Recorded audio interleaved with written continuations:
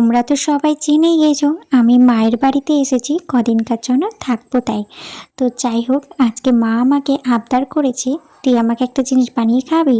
তো ভাইও খুব ভালোবাসে, তো আমি বললাম কি বলো। তো বললো তুই খুব ওই যে বানাস না ফ্রাইড রাইস আর চিকেন কষা, ওটা আজকে খাবো। তো বললো হ্যাঁ, কেন বানিয়ে দেবো না।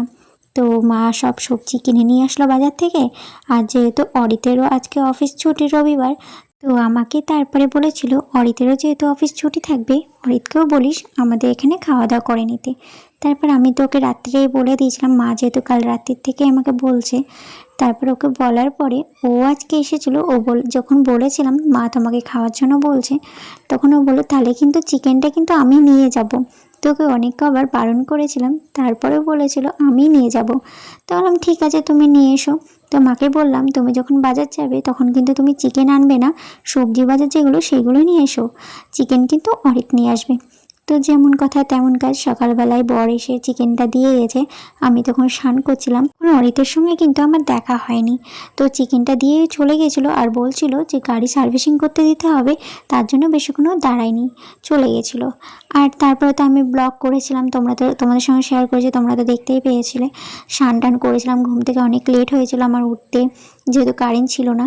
তো যাই হোক, তো তারপরে দেখো আমার কিন্তু রান্না কমপ্লিট হয়ে গেছে। কী কী করেছি মেনু চলো তোমাদের সঙ্গে শেয়ার করি।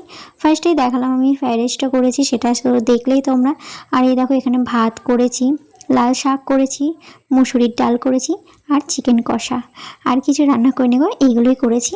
তো আজকে আমাদের দুপুরের মেনু এগুলোই হয়েছে। আর